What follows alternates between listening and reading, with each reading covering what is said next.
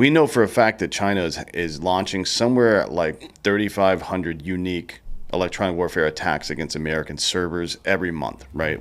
Every month, 3,500. That's basically 100 a day. 100 independent attacks every single day. Let's go.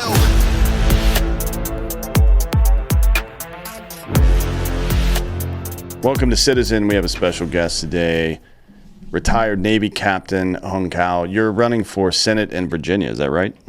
Yes, I am, against Tim Kaine. Tim Kaine, oh. Hillary's whipping boy. Yeah. I mean, I didn't know he was still alive, to be honest. A lot of people say that. Kind of disappointed to hear that. So before we get into what you've got going on now, let's talk a little bit about your history. So you came to the U.S. from Vietnam in the 70s as a refugee, but walk me through that whole thing. Yeah, so my father was a high-ranking South Vietnamese official. So he was the deputy minister of agriculture, and he would have been marked for death. So we had to escape the country because, no one wants to die. Sure. And so my mom was sewing notes into our clothes saying, "This is my son. Please take care of him in case we get separated." And we got to the airport, and they're like, "Oh my gosh, what if the Americans only took 2 of our 5 kids or 3 of our 5 kids? Who do we leave behind?" But that's because that's the reality of war. And so, but by the grace of God, we made it to the United States, and we came over here. And because he was in agriculture, there's not much to do over here. So they said, "You know what? You can make a life for yourself if you went to Africa, work for USAID, and help develop third world countries." And so we spent 7 years over there, and I was in countries like Niger, and it was harsh life, but we were together, and that's all that matters. And at the age of 12, my parents were like, "Oh my gosh, this kid doesn't speak any English," and so because I went to French schools that were over there, and they spoke Vietnamese at home. And so my mom had to make another hard decision, take us back here while my dad stayed in these harsh countries like Chad, Guinea, Cameroon, and Zaire and stuff like that to work to make a living for us. And so I grabbed onto the American dream. I went to the top high school in the country, or it used to be until the left destroyed the entrance requirement for what's called Thomas Jefferson High School for Science and Technology. I went to the United States Naval Academy. I earned a bachelor's in engineering there. I went to Navy postgraduate school where I had a master's in physics, and I had fellowships at Harvard and MIT. But I paid back every dime of that American dream with 25 years of service as a Navy Special Operations Officer. I was a Navy deep sea diver that recovered John F. Kennedy Jr., his wife, his sister-in-law, and other aircrafts that crashed in the ocean. And I defused bombs for our SEAL teams and our Special Forces teams in Iraq, Afghanistan, and Somalia. Wait, so what was your MOS? I'm not too familiar with the Navy. Oh, so it's a Navy Special Operations, so it's 1140. So it's basically it's both deep sea diving and EOD. And then I did some riverine work too. So I was the executive officer of a riverine squadron. So one of those gunboat units, like just very much like the swift boat guys from Vietnam. Sure. Okay. And what year did you go? That JFK thing, what was that, 99, I think? Yeah, 1999, July 1999. So you guys had to go, I mean, how long after the crash did you go out there? Because it was pretty inclement weather, right? Yeah, it was, they were searching for days, and they didn't, and then we were mobilized 24 hours later, and we went up there, and within 24 hours to be on station, I was the operations officer of the ship, and so I planned the entire search and rescue for that. And then, so we located his wreckage in 24 hours, and then the next day we're diving, but all the divers had been dirty because we do what's called surface decompression. And so you can only dive once in a 24-hour block. And so I was the last clean diver. And they're like, "Hey, ops, you got to get suit up and go down." I'm like, "Dude, I have not slept in 3 days at that point."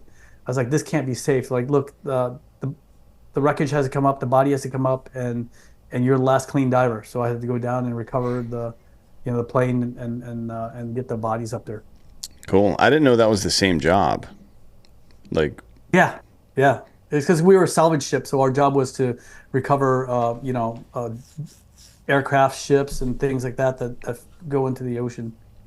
But you were an officer. Like it's in the Army. It isn't very common that an officer would do work like that. Frankly, I mean, it's mostly administrative, unless you're, I guess, first lieutenant, ensign, something like that, or if you're maybe as a lieutenant or a captain. in the U.S. Army, right? So like, or in the U.S. Army, in the Army. So 01 to 03, you might do some stuff like that, but it's very rare that I think that anybody over in 03 does any kind of physical labor like that, frankly.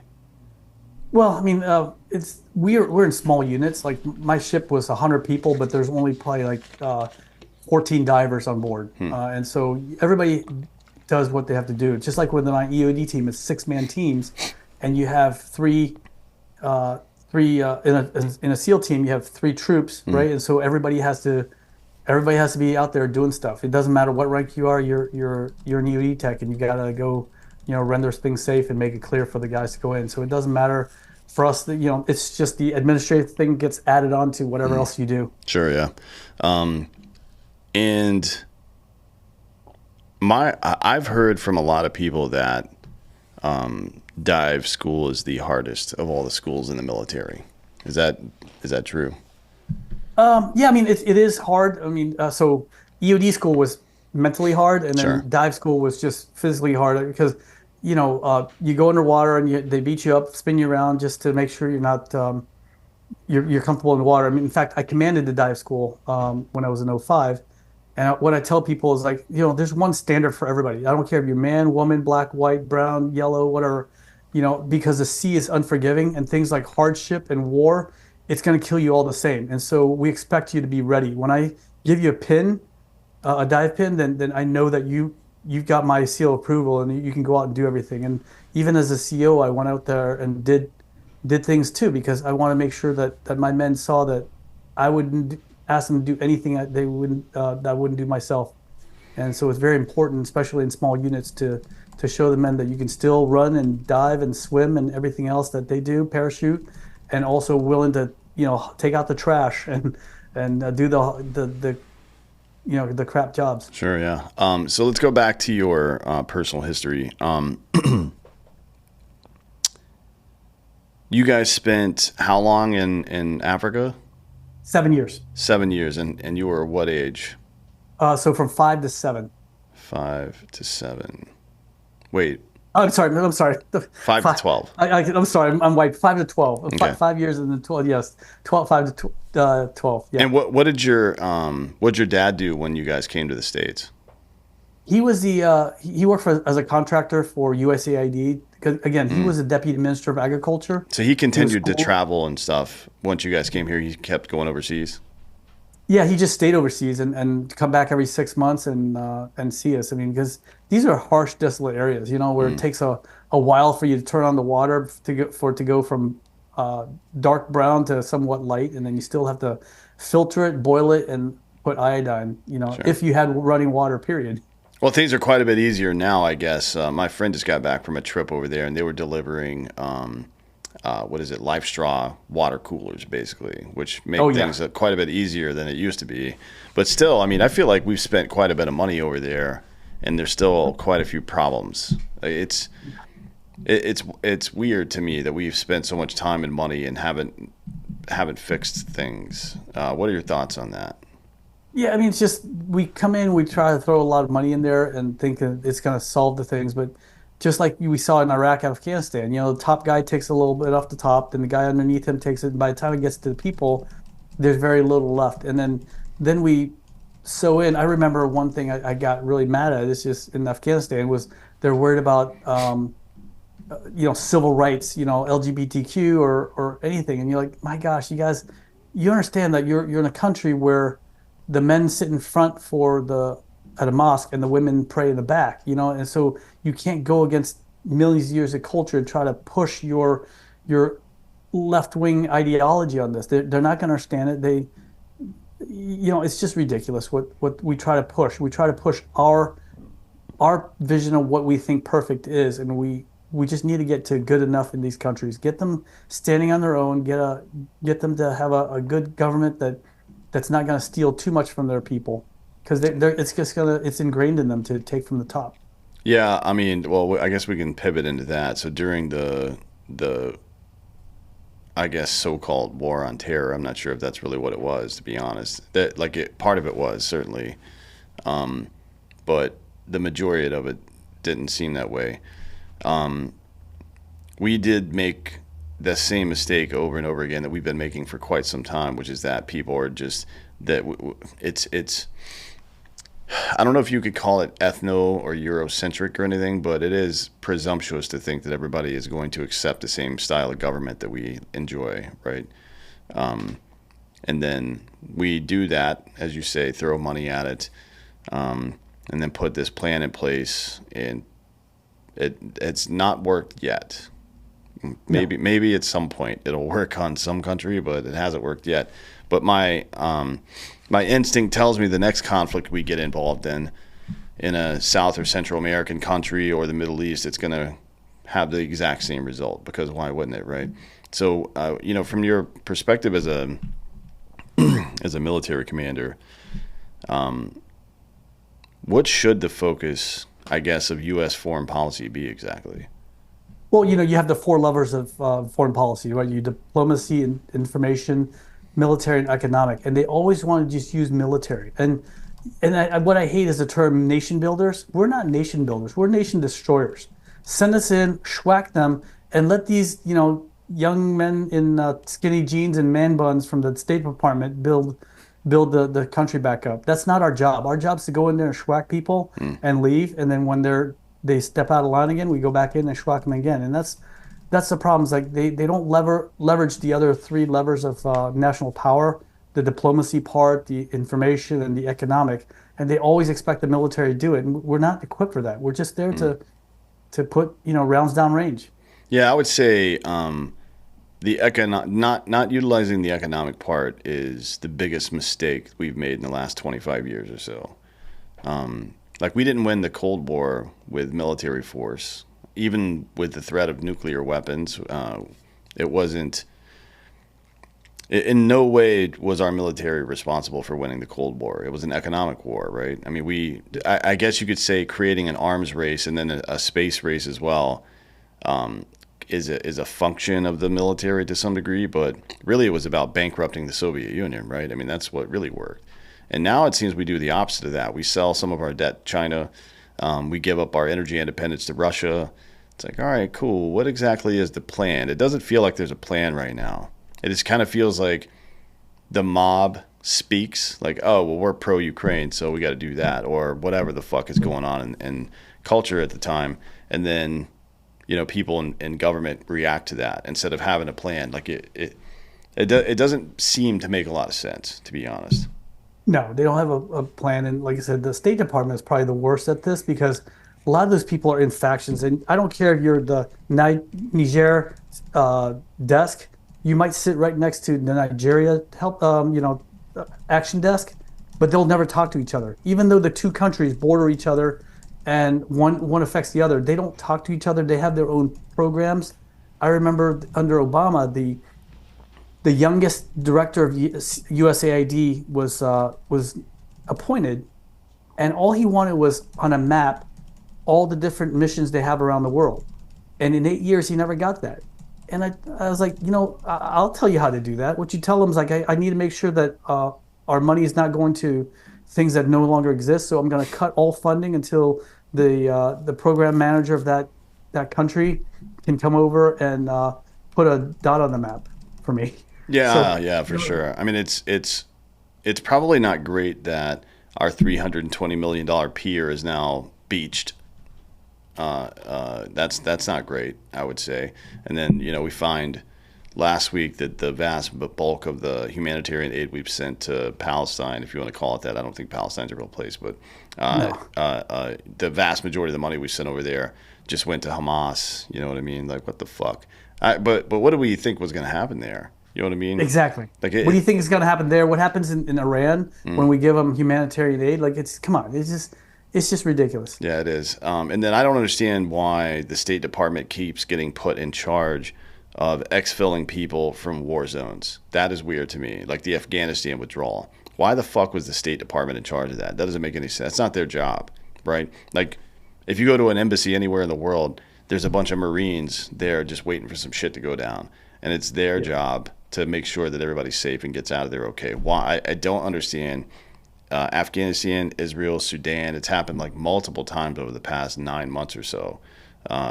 with Israel, Sudan, Chad, Haiti, a couple other places where they just put the State Department in charge of that. That's not under their purview, and it kind of makes me think that in the upper echelons of government, there are factions now, and the military represents a faction, and the State Department represents a completely separate faction with a different goal, right? Which is not okay. The levers of government need to operate in unison for it to behave correctly. No, you're absolutely right. And I'm telling you right now, they have their own program, and each country desk has their own agenda. I remember when I was doing the MIT fellowship thing, and the this guy from State Department came over, and all the little State Department cronies that were in the same course with me sat around, and he's just like, "No, you don't care. Don't worry about it. We're just gonna wait him out." And him being, I'm assuming, President Trump, and you just do your own thing. You know what's right. Just do it. And like, hold on, there's one commander in chief. You guys work for him, and so they have their own agenda, and it's the scariest thing because when you have all these different country desks thinking they run the world, this is the chaos we have. Yeah, and then back to your career. So deployments to pretty much everywhere we've been over the past 20 years, and then your bio says that you helped balance the Navy's budget at the Pentagon, $140 billion. Tell me about that process, because my understanding is that the DoD, the Pentagon, hasn't passed an audit since, I believe, 2001, if I'm not mistaken. Which you're talking about some trillions of dollars there, and they can't account for. So how is it doing it for the Navy? So it's so they take 24 of us that came from command. Mm-hmm. So a bunch of O5s getting ready to put on O6, and we don't know squat about budgeting, right? I mean, you learn very fast, and you sit in a room, and you come up with these are offsets, these are ads and offsets, right? For every ad you have to have what's called an offset, and we say $140 billion, but a lot of it is already fenced off, saying, hey, we already appropriated this money 5 years ago to build a carrier. This is for people. And so there's really a small portion of the money you can actually affect. But so we were in charge of affecting that little bit that can change every year. And so 24 of us sit in a room, and we look at what's needed right now. Is it more ships, or more missiles? Because you need missiles to go on ships. You also need people to go on ships. And so there's a balance, and it's painful because you can't, for example, these littoral combat ships, it's made in two different states. So if you get rid of one, you have to get rid of the other state, because the senator from the other state is going to be mad that you cut the ship from his state. You know what I mean? So it's not that easy. And then if you cut down too many, it goes against the economic order of quantity. So it actually costs more to build less because you get a discount for as many. So you can't take away this, that, and the other. And some admiral decides last minute, hey, what if we got rid of 5 F-35s? Can we do that? And you're like, no, sir, we can't, because it affects this, and this, and or we launch missiles against Yemen or something like that. Then that next day, that was my portfolio, was all the munitions and military. I'd have to come in and write up the package to request more overseas contingency operations money to refill our stockpiles. And then there's also supply chain issues, and things don't. It's not like you're going to Walmart to buy a tube of toothpaste. It's made to order, so you have to make it. You have to order it. You have to appropriate the money, and then from there it takes 2 years to come off. And so it was a very painful process where we would stay till 10 o'clock at night, 12 o'clock, sometimes 2 o'clock in the morning to balance his budget, because some admiral decided he wanted to add or take something out, and then we had to set the briefs for that. And so during 2016, when President Trump was elected, we ended up writing 5 different budgets. The first one was, everybody thought Hillary's going to win. So we had a budget for Hillary. And then when President Trump won, we're like, hey, make it rain, right? We thought we were going to get all this money. Then the truth was, no, we're not going to get it. So we went back to a lower budget.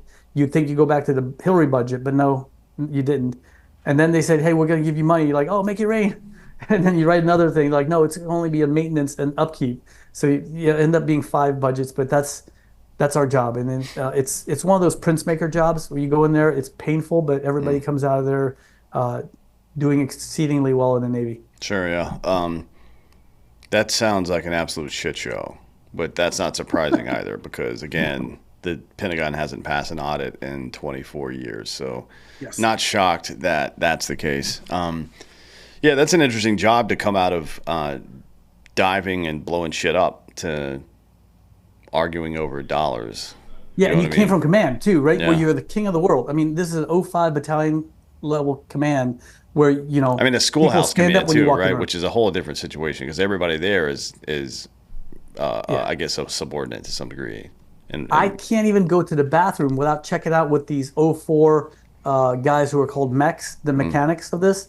You have to say, "Hey, I'm going to the restroom." Like, "Oh, hurry up back!" And you're like, "Dude, it's gonna take a minute," you know. It's painful to have to wait to be dismissed every night as an '05 or '06, and you're like, "Dear, how did I get to this? I went yeah. from being king of the hill to this guy that has to check out in and out just to go to the restroom." And then what happened after that? Was it after that that you went to that you went to the postgraduate school NPS? Oh no, no, that was my post command tour. So I went from there to what used to be JIDO, and Mm, then then they came DITRA, the Defense Threat mm, Reduction Agency. So I did a lot of stuff for SOCOM sure. there, where I did sensitive activities, and I ended up having to deploy because it was during COVID, and the guy that was over there had severe COVID, and he had to Mm, be medevaced out, and I was the only person that could do that job, and so I flew over there and did the deployment over there, and then we left there in January 2021, and it was safe. I mean, it was relatively stable, and Joe Biden comes in and completely just it becomes a crap show all over again. And so I looked at my wife and like, okay, you know what? Let's take our name off the selection list. Let's go ahead and retire because I mm, can't serve in this military anymore when we're just going to leave people behind. sure. Yeah. That it's sad. They did take the time during PTSD Awareness Month to put out a bunch of pride flyers this weekend. So I'm sure you feel pretty proud about that. Because it's pride after all. Tell me about your fellowships at MIT and Harvard. What were those about? So MIT was the Seminar 21, where I think there was about probably 50 or 60 of us from all walks of life, all the military, as well as the different departments. Like I said, the Department of State and Energy, and we were just selected for that. It was a really nice thing. It's a year long where we would meet um, every every week, 1 week in a month. I felt like a reservist, right? One Mm, week in a month, and then uh, a few things where it was a longer stay, and we would discuss national security and policy issues. And then mm, the second one was the Senior Executive Fellowship with Harvard, and that was a month long. Um, it was supposed to be a resident course, but then because of COVID, we ended up having to do online, which wasn't the same effect, but it's a good thing. It's just looking at um, the different levels of leadership within the federal government, and then you know let's be honest, a lot of people when they're out of office, when their party's out of office, they go teach at these programs, and then when their party comes back in office, they leave there and they come back in the mm. thing. So it's a lot of like the DC people, but you kind of see what side they're on, and you understand that not certain things not to say. Sure, yeah. How would you describe the current state of our military? Well, and sad to say, in the Navy, when you have um, a cross-dresser, or whatever I forget what they're called, a cross-dresser guy, on TikTok, putting on lipstick and stuff like that. And you're like, really? Is this what we want? I mean, I don't care what you do in your personal time, honestly, but I care about, you being proficient with your weapon, and you got my six when we're taking in rounds, right? And then that's what we've lost the sight of. We've lost sight of preparing the men and women for war. And so what we end up doing is we're demonizing the alpha males and alpha females we need. The young men and women that will rip their own guts out, eat it, and ask for seconds. That's the people we need to win wars, not people, not dudes putting on lipsticks and I don't care. I don't care what you do in your off time. Just be ready for war. Yeah. And then what do you to that end? Because it's I have a lot of conversations about this, and people are like, "We're not going to be ready for the next war." Well, what do you think the emerging global threats are? I know, from my perspective, technology, like electronic warfare, is probably the biggest threat right now. To be honest, you could walk it into AI a little bit, but that's a problem for everybody, in my opinion. Electronic warfare and intellectual property theft, particularly by China, is our biggest issue right now, in my opinion, because that is direct economic warfare in a way that we've been pretty successful at before, but we're getting our ass kicked right now at it. No, you're absolutely right. SIGINT is very big. I Mm, mean, there's wars going on in space right now that I don't think the American people know. There's satellites, there's anti-satellite satellites. There's a lot of stuff going on up there that we play cat and mouse. But the enemy knows our laws a lot better than we do, right? The Chinese, when they had that balloon fly over our strategic sites, they were collecting, and then what they did is they transmitted all that stuff through the internet, knowing darn well that we could not jam it. So I work in the industry right now, and we do a lot of SIGINT and electronic attack, electronic warfare. We could have blocked that stuff, but we're not allowed to by law. And then they have drones coming in from the sea. For example, Langley Air Force Base, there was a drone, a Chinese drone that was flying in and stopped F-22 flights for 8 days.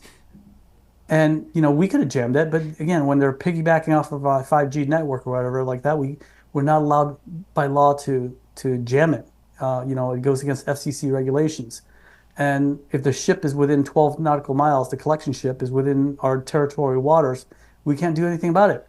So they're exploiting our laws. I mean, what if I told you right now one of the MODs has a server in the United States, and we can't do a single thing about it? So what we need to do is really we need to go hard into cyber. We need to have tranches, right? The first tranche is Americans. You should never, ever, ever collect on Americans. That's not a thing we should ever use the NSA or CIA to do. It's against the law. And if the FBI can't do it through their warrants, then I'm sorry. We should never risk. I mean, look what's happening to President Trump right now. You should never risk, accidentally collecting on Americans. The second tranche should be our friends and allies. And you better have a darn good reason if you're going to do something against our friends and allies. Then the third tranche is all the other guys. And we don't care what happens to them. So, just like China has a whole army of people hacking, I say we give, letters of um, um, basically writs from the United States government saying as long as you don't go against tier 1 and tier 2, you can do letters of marque. That's what I was trying to think about. Then you can do whatever you want to these guys, and we'll protect you. And that's what we did before we had a navy in this country. We had privateers, right? It was basically pirates. John Paul Jones was a pirate, yep. And so you could do whatever you want to all these British ships, but as long as you don't touch American ships, you're fine. So likewise, we need to have letters of marque for these young hackers to say, you know what, go right ahead. China, Russia, go right ahead. I don't care. Nigeria, go right ahead. And then, but don't go against our friends and allies, and definitely don't ever go against Americans, and we'll protect you. This is the only way we can win this cyber war and this hacking and everything else. Because you talked about it, the intellectual property theft. They have 300,000. They being the Chinese have 300,000 students in our universities. And who's doing all the basic research? It's these universities. And it's compartmentalized, but if you aggregate everything together, you have the entire, all the plans to whatever you're trying to build. Yeah, I mean, it's. I don't understand why we allow adversaries to come here and participate in our education and business, frankly. Like, you can. It isn't to say we should necessarily isolate ourselves from China entirely, but goddamn, man. I mean, we certainly shouldn't be inviting them to our fucking secret dinner party and letting them in on all the information that we have. It doesn't make any sense to me. It's like we know for a fact that China is launching somewhere like 3,500 unique electronic warfare attacks against American servers every month, right? Every month, 3,500. That's basically 100 a day, 100 independent attacks every single day. And it's not just government sites, although sometimes it's government databases and stuff and energy sector stuff, but the bulk of it is private business. Like the vast majority of it is private business. And I don't understand why the CEOs of these companies aren't, like, they're the ones funding people's campaigns and shit. in DC. They're the ones on K Street. How are they not losing their minds? Like, hey, well, you got to protect us or what? I mean, you just let these people come in and do whatever the hell they want. No, you're right. The Bill Gates of the world, and I don't understand why they hate America so much. Bill Gates, Soros, like what the hell? Why is that guy still walking around? It just drives me crazy. Then you have the tens of thousands of military-aged males from China come in the United States, and we know for a fact they have these secret police stations. Mm-hmm. So what they're doing is they're kind of keeping these immigrants, these Chinese nationals that are over here, at universities and stuff, keeping them in check, and these business owners and everybody else going, hey, you better don't forget who you work for, and because don't forget we got your parents here, right? Mm-hmm. We're monitoring them every day, and so this is a war. I mean, we don't want to call it a war. We call them competitors. They're not competitors. These guys are out to destroy us.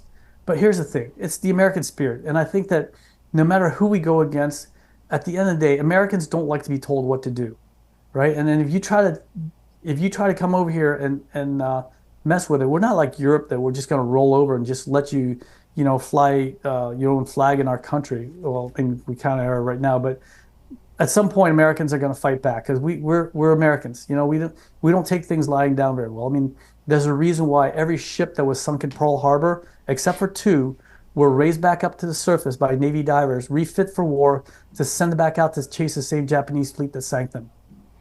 There's a reason why we took the metal from the Twin Towers and we forged into a warship called USS New York, because it's basically a big FU to the world saying, hey, you can knock us down, we're not staying down. And that's where I bank on the American spirit, that it's the young red-blooded men and women, that the true guys like Midwest and everything, the corn-eating, corn-fed guys, they're not going to take it laid down. And so even if it's a small group now, that smaller than it was when you and I were in the military, they're gonna lead the charge. These alpha males and alpha females are gonna step up and they're gonna take over. Yeah, I mean, it is all of the leftist touchy-feely bullshit is okay when things are going well, I guess. Yes. But you're not, when the house is on fire, you're not calling a liberal arts major to come put it out. And our house is on fire. I mean, it's burning to the ground at this point. Yeah, you mentioned the immigration situation. I mean, we're having coordinated attacks on military installations, and the two of the most important military bases in the country. Fort Bragg is one of them, obviously, and then Quantico is another one. It's like this is where the bulk, aside from the West Coast SEALs, this is where the bulk of our special operators are, right? And our the bulk of our psyops runs out of Fort Bragg as well. It's like a big base, a lot of stuff going on there. Historically been the most spied upon base in the world, so that's nothing new, right? But having people cruising around outside of a colonel's house taking pictures with a long lens is new. We haven't seen that one before. From two dudes from Chechnya, for Christ's sake. You know what I mean? That's not good. What do you... Let's say you're in office on January 21st or whatever year it is for inauguration next year. I think it's the 21st. What's the first thing you do to start turning this military around? The military. Well, first of all, I think a lot of these guys are going to have to answer the questions. The senior guys. It's always the senior guys at the top that they've been groomed for years to chase after those stars, and they'll just do whatever. I think some of those guys just need to retire, and we need a new batch of young men and women that have their priorities right in this country, right? They know that, hey, there's an enemy out there. We need to do it. We need to get rid of all this DEI crap. That has no place in the military. That's the biggest thing. And like my brethren, my SEAL brethren, their PAO, again, it wasn't the SEALs putting this stuff up. They had the pride thing on their website, and this is the public affairs guys. This is nothing. I guarantee none of my SEAL brethren were like, oh yeah, let's put this thing up there. I mean, we got our priorities wrong here. It's all about putting rounds down range, and that's what we need to do. We need to prepare our military, and then we need to also secure this border. We have to stop the influx. You just saw today 350,000 people that the Biden administration just gave blanket amnesty to under the radar. Nobody knew about it. It's like, are, I mean, they just hate America. And this is why I'm running for office, man. It is not my dream. Look, I wanted to serve in the military for as long as I can, but this is not my dream. This is something that I'm like, okay, if I don't do it, then who will? Because I'm not going to let this country turn into what I ran away from. Because I know what it's like to wake up without a flag to stand under or a country call my own. I'll be damned if that happens to my kids and your kids and our grandkids, man. There's just no way. Well, yeah, I mean, you mentioned it, but you're kind of, in a lot of ways, the American dream, right? Someone who purchases their citizenship after escaping a dire situation. I think the presumption for people like you and your parents, and this used to be the case for all first generation Americans, wasn't that America is going to provide for you. It was that America is going to provide the best possible opportunity for you to succeed, right? And that there Yep. is while at some points a diminishing return, but a direct return on your physical investment into this country. Whatever, if you work hard enough, you can probably be successful. That's a pretty big distinction between those two things to me, because now we have millions of people, at least 1.8 million per year coming over, but that's the ones that we catalog. That's not the gotaways, as they like to call them. So we're talking about 2 to 2.5 million people per year coming to this country. And their expectation is just to leech, right? It isn't to start businesses. I mean, you got to be a legal citizen to start a business. So, best case scenario, if they're not up to no good, is that they're leeching off a local economy and taking that money back to wherever they came from. And that's not good for anybody, certainly not good for us. Our dollar's weak enough as it is, frankly. But your family story used to be the standard for this, and I can't understand why it went down this way. Um, Other than conspiratorial stuff, like people are intentionally trying to destroy the country, because it's obvious that that kind of behavior will destroy a country over time. No, you're absolutely right. I mean, when Joe Biden put out a welcome mat, and then so what guys like Maduro did, he's emptied all his prisons and his mental asylums and let them come across here and just inundate our systems. And they all get a $5,000 gift card. They get a plane ticket anywhere, and they get a cell phone that you and I pay for, and it just destroys our economy. Like you said, like there's guys. I was down in border with Trump's team back in November, and this guy comes across. He's got a heart attack, and so they have to give him a double bypass and they can't release him. First of all, no one paid for that $250,000 procedure, and then they can't release him because they need a primary care physician to release him to. So then now the hospital is left doing, you know, backup things that they're not supposed to do, like rehab and everything else. And well, that's not what the hospital's there for. It's there for acute care. And so this is what they're doing to our country. And people that lived in the area end up having to go 2.5 hours away just to give birth to their kid, even though they lived in that area for 50 years. So it's I don't know. They people need to get hold of what it means to be American. And if you're not willing to obey the American laws and embrace the American culture, then don't come here and expect the American dream. Because I did. I love this country so much. I put my life on the line for it. I went to war many times, and my first time was in 2003 when we invaded Iraq, and my wife was 8 months pregnant with our first kid, and I didn't know it was going to come back. We were expecting 40% casualties, and I was attached to one of the teams, and so I had to write letters to my son saying, "Son, you're 10 years old now. The double digits. You're 16 years old. You're about to take on the responsibility of driving a car. You're 18 years old. You're about to be a man." These are things I did because I love this country so much that it's worth fighting and dying for, and I wasn't going to regret a single day of it. So, what is it to you? Because this is it's not a unique trajectory, but it's one that most Americans aren't familiar with because they're born here, right?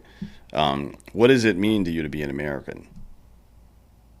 It means, the opportunity's there. You just got to roll up your sleeves and do it, but then you got to give back. You have to pay back. Whether if you become rich, then help other people, reach that goal. If you want to. I mean, it's not, this is not communism where you give things away, or you prepare the way, you mentor people, you help people. I mean, there's many things you do. There's also, nonprofits. My family and I created what's called Audible Eggs. It's a nonprofit that we built beeping Easter eggs for blind children, and it's really like an IED, except it doesn't blow up, it just beeps, and it helps blind children find at Easter time. And then I was just trying to teach my kids about helping people that are less fortunate than themselves, right? Young kids that can't see, and let them enjoy um, Easter egg hunts. It's a small thing, but by golly, it brings joy to at least one kid. Then you've already done your job. And that's what paying back means. You pay back by helping others, by providing opportunity. You can create jobs. I mean, that's an opportunity itself Mm. when you open a business. That's what paying back means. And for me, paying back was 25 years of going wherever this country asked me to go. Sure, but it didn't stop there. I mean, now you've got kids out in the world continuing that legacy, right? And how's that been for them, I guess, as second generation, technically Americans? What we see a Well, my lot. oldest, Yeah, yeah, go ahead. my oldest is at the Naval Academy, and I was like, at first, I was like, son, I don't know, it's not the same military I went Mm. into. And he says, Dad, if I don't do it, then who will? Someone's got to pick up the mantle, and I was so proud of him for doing that. He's a straight A student at the Naval Academy. He's just finished his second year, and he wants to serve, and I'm very proud of him for doing that. Just because only less than 1% of our country serves. And we just need young men and women to do, whether you do it for 5 years or whatever, or a lifetime, I don't care, but at least serve, because then you know what sacrifice is. Yeah, I think that's a big problem with our current I would say the last two generations really is not having faced any real hardship. Then you start to do a couple of things. One, you don't believe other people's hardship, and two, you manufacture your own, right?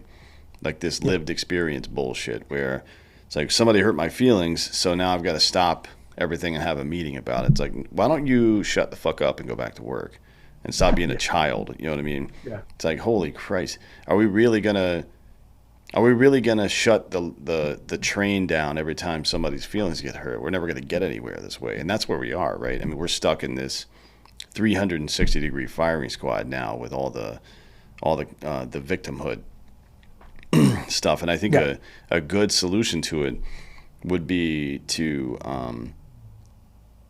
put a little bit of struggle back in kids' life. I think we do, like the public education system in this country, and I'm sure in Virginia it's been front and center for the what since 2016 or so with Mhm. McAuliffe and all the bullshit he tried to pull with the DEI stuff back in the day, um, and the reason why they have the governor they have now is because of this stuff. But the way we educate is maddening to me, frankly, and I would hope that well, the first step would probably be just to end the Department of Education so these communists can stop setting policy for our kids, right? I mean, I'm sure the Exactly. states can figure it out. Pretty sure they can figure it out. I don't know why we need a Department of Education to tell us how to proselytize children. Just like teach them basic math and science. What are we doing here? No, you're absolutely right. Like I said, the school I went to was the number one high school in the country. I was first class to graduate from there, and half my classmates, you address them as doctor. That's how brilliant these guys were. And but now they're like, well, there's too many Asians in there. There's like 75% Asians, so let's just mix it up a little bit. So we're gonna target these zip codes, knowing what that zip code brings. And so, coming in, we had to have finished algebra and geometry, so that we can finish with calculus or differential equations. Because if you're doing calculus-based physics, you kind of need calculus. It's just one of those simple things and so because these kids cannot keep up with their classmates because they were kind of airdropped in there, now that's why the school's gone down. I mean, we had so many national merit scholarships and everything else. In fact, they hid them from the students so that they didn't get into the prestigious schools because they didn't want the other guys to feel bad. I mean, again, my perception is all these kids who got trophies, everybody went home with a trophy, they're now parents, right? They're parents, and they're teaching their kids the same kind of BS. And that's where our country's come to. All the kids that got trophies for just participation are now parents who are telling everybody, no, no, you deserve this, and don't let them trigger you. And so you're like, oh my goodness. Yeah, it is wild. I mean, anytime you interrupt a meritocracy, the results are going to be bad. But we've done it in such a way that I don't know if I've ever seen self sabotage on this level before. To be honest, I mean it is. I do believe in Hanlon's razor that there's no need to imply malice when incompetence will suffice, but there's a level of incompetence that seems intentional. I mean, we know nobody. I don't think anybody truly believes any of this DEI bullshit. I really don't think any reasonable human being can't believe that that's how you're supposed to do things. And I don't Right. get like there's something deeply they call people racist or prejudiced for pointing out these things, but certain cultures tend or trend towards certain things, right? I mean, that's just the way it is. For hundreds of years, Irish people have leaned into policing, for example, right? Since the very early, or I'm sorry, yeah, especially since the early part, rather, of the 20th century, that's been the case. How could there Yeah. be too many of somebody doing something positive? Like, oh, there's too many Asians doing well in school, so we got to get some other people. What? What do you mean? Their parents care about them doing well, so they get involved to make sure they do well, and then they choose high-paying careers. What the fuck are you talking? This is the same bullshit people talk about the Jews all the time. Oh, there's so many Jews in government and finance. Like, yeah, because those are good jobs, you idiot. Like, Yeah. would you be more comfortable if more Jews were ditch diggers or plumbers or something? Like, what exactly is the complaint being made here? I don't understand. And it seems to me like the Asian community takes just as much of that hit as the Jewish community in the U.S. because you've been highly successful here, right? And I just don't. Maybe it's just parlor trick, like race baiting. They're just trying to divide people. Maybe that's what it is. I It can't is. believe that They can't anybody. handle us all being together. Yeah, I can't believe though that anybody actually believes that shit. Honestly, like you can't. A person who can fucking read and write and count. There's no way you're dumb enough to believe that. That getting rid of a meritocracy is somehow going to have beneficial results. Yeah, no, you can't make this stuff up, man. But this is why we're fighting. This is why I'm running for office because I'm tired of it, and I'm not gonna do it for a long time because I don't believe that you should spend the rest of your life in there. Just do it for a few years, hand it off to the next guy, and keep moving on. You've done your time. And again, this is why we have to fight for this country because if not, it's gonna turn into what I ran away from. For sure, yeah. So tell me, let's talk about that. What's your vision for your time in office? You know, Um, what is it exactly you want to accomplish while you're there? Well, I want to defend this country first on the streets. I spent 4 years on FBI Joint Terrorism Task Force, so I know how to. I've been working with law enforcement for a long time, and then we need to secure the border, and make put a stop to all this illegal immigration, and then you need to have a strong military because I don't want war. The last person that wants war is people who've seen bloodshed, and but the only way to thwart war is to be more powerful than everybody else, and then we need to bring up the economy, and that starts with energy independence. We need to be able to drill in our country and do everything we can to not depend on Middle East oil, and also look at different sources of energy, including nuclear. The Navy's been using nuclear power for 75 years safely, and you're too afraid of it. Like, come on. And then innovation. We need to have industry to move forward, but the first thing is to have education to innovate, and that means that not everybody needs to go to college. I mean, we have amazing young men and women in this country that I served with that never went to college, but they can fix whatever they see. So let's have more technical and vocational schools, and create men and women that can build America again. And then you also need, to let the industry move forward because right now the Department of Defense, through the research labs, they can't move as fast as industry can because we put so much regulations on there.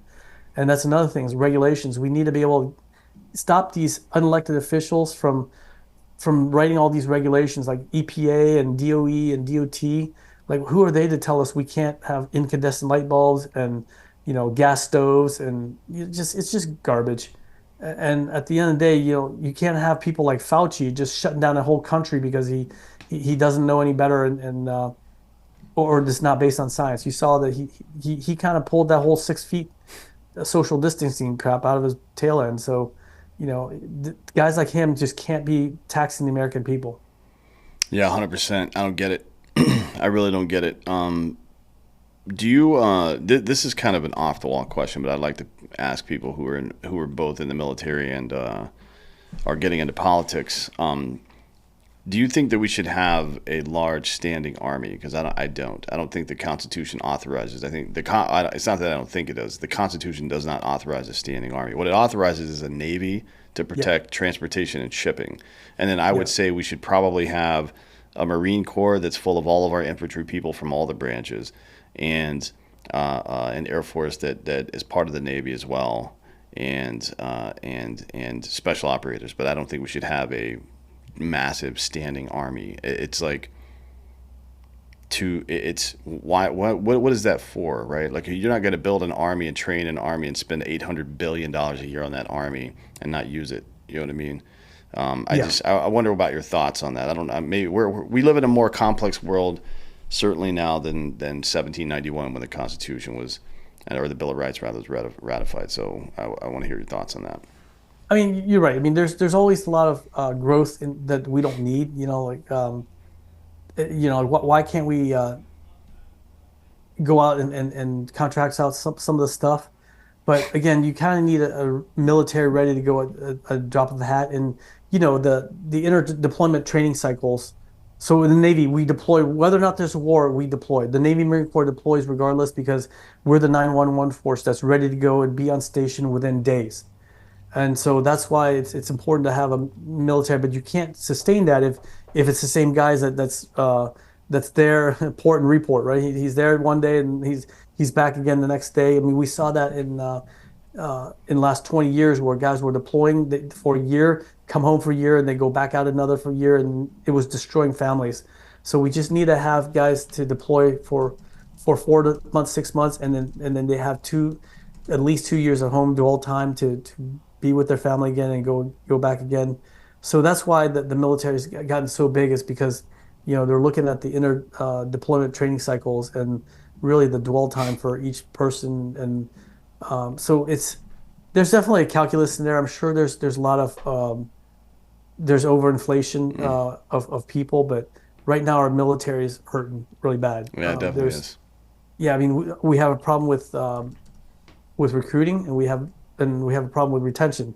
And I think a lot of that comes from the fact that we turned our backs on people. We forced them to get a vaccine that didn't work, that caused a lot of issues, and we kicked them out. And now we're like, hey, we didn't mean that. Come back in. Yeah, no, fool me once, shame on you. Fool me twice, shame on me.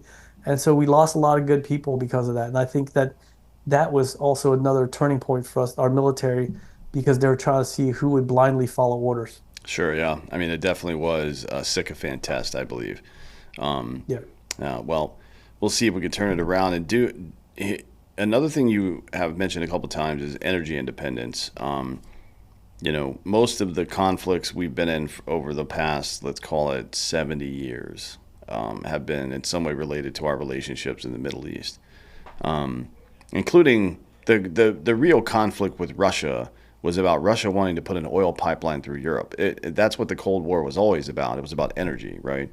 I mean, and, Yep. and that's what most wars have always been about, not about good versus evil. They've been about resources, right? That's pretty much how. I mean, you're a war college guy, you know how it is.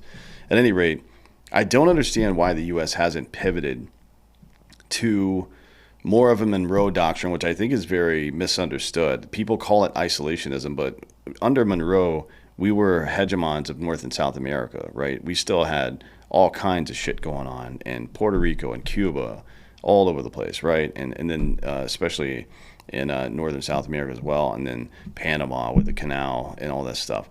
What don't understand is how, like, if you look at the countries with the largest lithium reserves in the world, right? Australia's first, Chile's second, Argentina's fourth, Brazil's fifth. Why are we not dealing with those people instead of trying to fight in the DRC or Sudan or battle with Russia over territory or any of that stuff? Because in my mind, we go to, especially with Javier Milei and in Argentina now, we set up mining facilities in Argentina with partnerships with them. We have refineries in Central America, and then we have assembly here in the United States. We've created jobs on two continents, right? we've created a pipeline from south to north where everybody's working and everybody's getting paid. And now people from Guatemala aren't storming our border all the time because their country's actually good. Like Mhm. this seems like a pretty like nothing is simple, right? Obviously, all this stuff requires quite a bit of effort, but we haven't even attempted to do this. I know a lot of people at the State Department. We haven't even attempted to do any of this stuff, and it blows my fucking mind. Like, how are we not doing this? I know, or allow them to onshore resources here only, at no capital gains tax, only if the United States can draw from it at market Mm, price. Then they bring it here because if you're a Nigerian prince and you had all the cobalt in the world, right?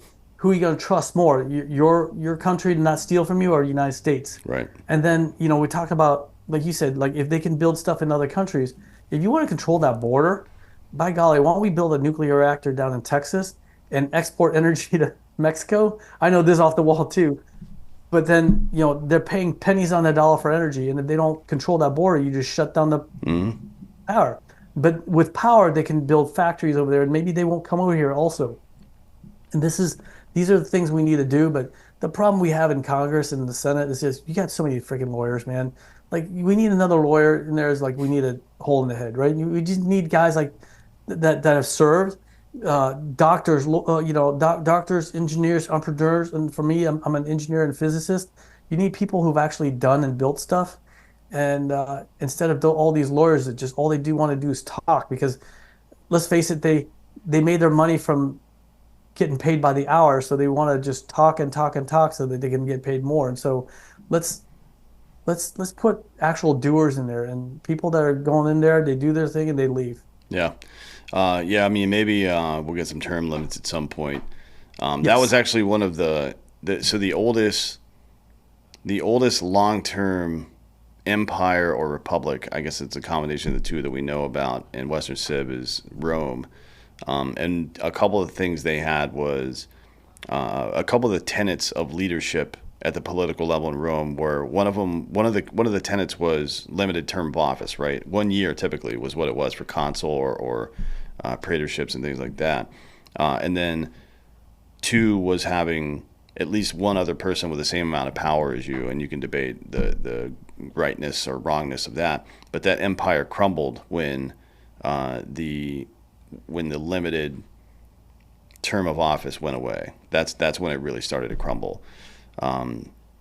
And outside of the Pax Romana, it kind of went downhill after that. I just don't like. Obviously, people aren't going to vote themselves out of a job, right? I No. mean, the last constitutional amendment we have is to give Congress a pay raise, for fuck's sake. So I wouldn't expect too much out of them, but good luck up there. It's going to be something. I mean, you're and on the Republican side, your guys' primary is on the 18th. Is that right? Right. Yeah. I'm, Yeah. I'm, I'm so far ahead of these other guys, but Mm, again, I'm not gonna hedge my bet on anything. It's not done until it's done. sure. We are very far ahead, and I've got President Trump's endorsement, which really helps too. I got a week ago, but even before that, we were definitely um, pretty far ahead of a lot of people, and just trying to just get the message out there because people want a fighter. They're tired of these guys. Oh, I'm gonna work with both. No, dude, I'm gonna fight for you. That's all I know how to do is fight, right? And I'm gonna fight for you, and then let's get this country back on track, and then I'm out. I'm out. Then the next guy goes in, and so we'll see that. But you can find out more about me at hungforva.com. That's HUNGFORVA.com. And you might not be able to vote for me, but I can vote for you because my vote in Senate is going to help all Americans. We're gonna. I wish my party was leave me the hell alone, right? I mean, really, that's what it is. Like, just get out of my business. Don't get out of my house, get out of my church, get out of my business, get out of my kids' schools and everything else. Just leave me alone because I'm an American. I know what to do. Yeah, it's a good message. And hopefully, inshallah, we'll see you victorious in November there. Any polling between you and Kane that you have yet? I haven't seen any Yes, we do. myself. So Biden's own pollster, even though there's five other people in the race, they only put me against Kane because I'm really Right. so far ahead of Yeah. everybody else. So Biden and Trump are neck and neck in Virginia. Kane, I'm within 9 points. I haven't even won the primary yet. I'm within 9 points of him. So which is good. He's at 43% right now. That's not good for an incumbent. And No. a new survey just came out last week, and he's at 43% approval rating. And again, this guy's a grifter, man. He's been in office for 30 years. It's so almost like, don't go away, mad. Just go away. Take your gold watch and your coat and go away and just let someone else do it. Because to expect the same guys who got us in this trouble to get us out, it's ludicrous to me. Yeah, it's the definition of insanity, some might say. Yeah. Well, look, thanks for coming on, Dave. Appreciate your time. Good luck and the election to come, and the two, I guess. But I think the one in this month is going to be a breeze, but that's when the real work starts. So tell everybody where they can find you before we get out of here. Yeah, it's hungforva.com. That's HUNGFRVA.com. And then, behind me, you see the Call Me American. That's my book that's on pre-order right now on Amazon. My wife and I wrote it last year, and took the publisher a while to get it on the road and going. But Sure. it kind of tells what we stand for. I mean, it's really a call to action. That it's time to fight for our country. It's about meritocracy. It's about the American dream, and it's about failures in life and how we can bounce back. But it's really a story about what it means to be American. Yeah, it kind of reminds me. The title reminds me of Eli Parker. Are you familiar with him?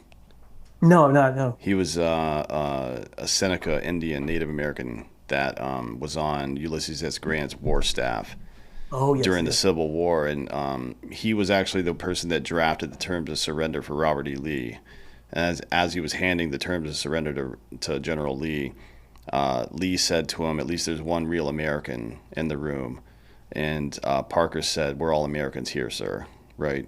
So I thought that was a very powerful message. So go out and check the book. When's the book actually coming out? June 11th. June It 11th. comes out Okay. on June 11th. Yeah. So it'll be right around the time this comes out, actually, that works out nicely.